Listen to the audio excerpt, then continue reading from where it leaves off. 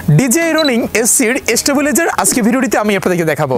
আসসালামু আলাইকুম, আমি রিয়াদ জাহান, আশা করি সবাই ভালো আছেন। বিগত কয়েকদিন আগে আমরা আপনাদের সামনে আনবক্সিং করেছিলাম DJI Ronin SC এবং যেখানটাতে আপনাদেরকে দেখিয়েছিলাম এই গিম্বলটির ভিতরে মূলত কি কি পাবেন আপনারা কেনার সাথে সাথে। ঠিক তারই পরিপ্রেক্ষিতে এই ভিডিওটিতে আমি আপনাদেরকে দেখাবো আপনারা DJI Ronin SC যদি কিনেন সেক্ষেত্রে আপনারা এটার কতটুকু স্টেবিলাইজার পাবেন, কিংবা হচ্ছে এটার স্টেবিলাইজারটা আসলে কতটা নিখুঁত হয় কিংবা কতটা ভালো হয়।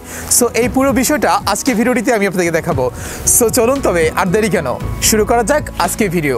আচ্ছা, আপনারা এই মুহূর্তে যে ফুটেজটি দেখতে পাচ্ছেন, দুটো ফুটেজ দেখতে পাচ্ছেন, একটা হচ্ছে ক্যামেরার ডান দিকে এবং একটা হচ্ছে বাম দিকে।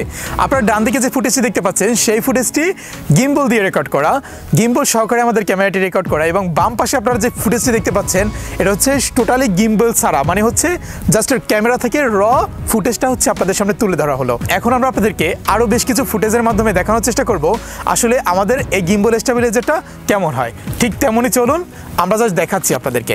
আচ্ছা, এই মুহূর্তে আমরা গিম্বলটি নিয়ে সামনের দিকে একটু রান করব এবং হচ্ছে একটু স্পিডে শেখি একটি ভিডিও উঠাবো, যাতে করে আপনারা বুঝতে পারেন আপনারা যদি এমন কোনো পরিস্থিতিতে যখন আপনার ক্যামেরা নিয়ে দৌড় দিতে হবে কিংবা হচ্ছে আপনার রান করতে হবে খুব স্পিডে, তখন আসলে এটার ফুটেজটা কেমন আসে এটা আসলে বুঝতে পারবেন আপনারা এই ভিডিওটি থেকে।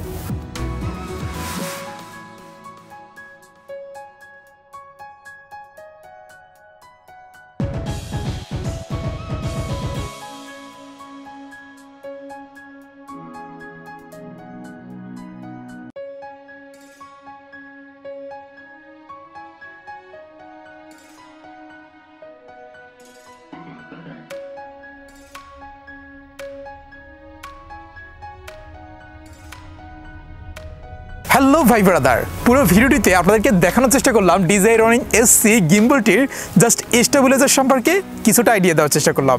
ভিডিওটি কেমন লেগেছে অবশ্যই কমেন্টে জানাবেন। আজকের মতো বিদায় নিতে হচ্ছে, খুব শীঘ্রই কথা হচ্ছে, দেখা হচ্ছে অন্য কোনো ভিডিওতে। আসসালামু আলাইকুম রহমতুল্লাহ, আল্লাহ হাফেজ।